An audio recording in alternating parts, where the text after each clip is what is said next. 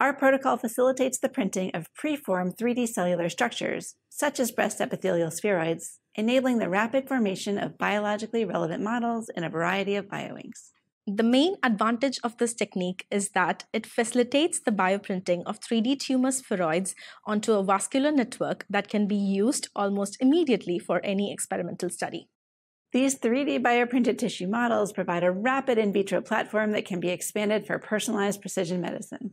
This highly versatile 3D bioprinting method can be applied to other physiological systems in which 3D interactions with the vasculature are important.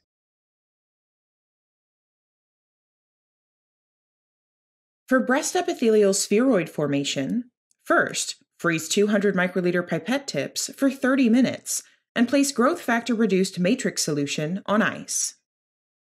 When the tips have frozen, using one new ice-cold pipette tip per well, add 30 microliters of the ice-cold matrix solution onto the side and along the corners of each well of an 8-well chamber slide, adding a final drop to the center to ensure an even coating.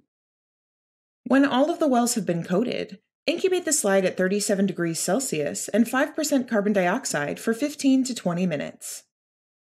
While the matrix is polymerizing, resuspend MCF10A cells in MCF10A assay medium at a 2 × 10⁵ cells per milliliter concentration. At the end of the incubation, add 50 microliters of cells and 450 microliters of MCF10A spheroid growth medium to each well, and immediately return the slide to the incubator. Every 4 days, tilt the chamber slide to a 45-degree angle to allow 200